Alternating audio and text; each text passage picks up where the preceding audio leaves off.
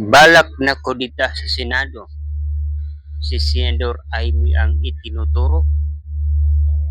Naku po.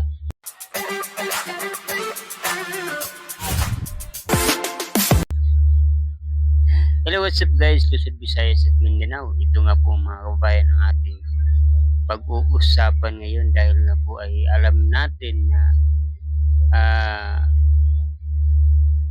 ipinasa na po sa Kongreso yung impeachment laban kay BP Sara. Ngayon ay haharangin naman ito kasi alam nila na ito po ay makakalusot sa mababang kapulungan at iaakyat ito doon sa Senado. Ngayon, ito po ang masaklap dahil mayroon pong binabalak na rigudon, kumbaga kudita sa Senado. So bago ang lahat, kung bago pa lang po kayo sa aking YouTube channel, pwede bang paki-like ang video at paki-subscribe. Pag-pindot na rin po notification bell para update kayo sa mga bago kong i-upload na video. At ito nga po mga kababayan, pag-usapan natin. Alam natin mga kababayan, nung nakaraang taon itong nangyari, kaya noon sa impeachment laban kay BP Sara na ito ay hinarang ni Senate President o dating Senate President Jesse Escudero. Hindi ito inasikaso, umabot po ito ng halos ilang buwan. Kaya ngayon guys, nagbago na ang liderato at ang pamumuno sa Senado ay iba na ang namumuno ngayon dahil inaasahan ng lahat.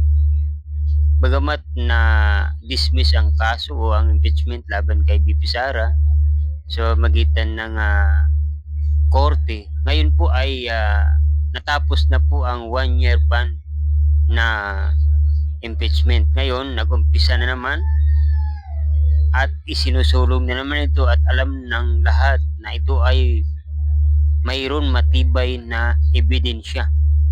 At ito na nga po mga kababayan, sigurado ako mga kababayan na ito po ay makakalusot sa mababang kapulungan. Ngayon aakyat ito sa Senado. Ngayon ito po ang nababalita na magkakaroon na naman po ng kulita na gusto nilang palitan itong si Senate President Tito Soto para harangin ang impeachment trial laban kay BP Sara.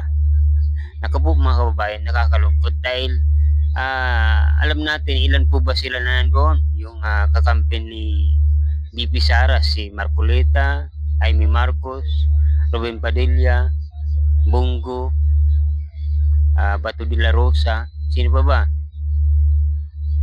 Si Joel Villanueva, Jesse Escudero, at saka itong si Jinggoy Estrada. Alam ko umabot sila ng 9 doon. Pero dahil nga po ay hindi na pumapasok itong si Bato de la Rosa dahil nga po ay nagtatago. Dahil natatakot siya na hulihin para dalhin sa Hagay o doon sa kulungan ni dating Duterte o dating Presidente Duterte. Ngayon po, ito nga po ang balita ngayon na talagang balak po na palitan. Nangangalap po sila ng susuporta para palitan para hindi matuloy ang impeachment laban kay BP Sara. Para ito ay ibasura. Kaya mga kababayan, abangan po natin.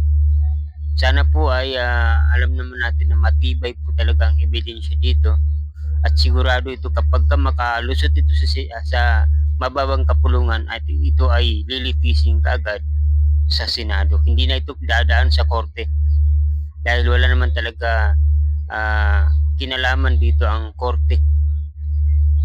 So yun lang guys, abangan natin mga mangyayari.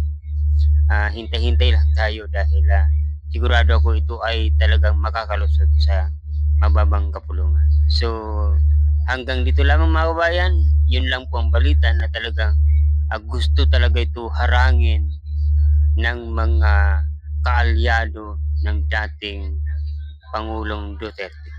So maraming salamat po at huwag niyo pong kalimutan na i-like ang video. God bless us all. Ingat.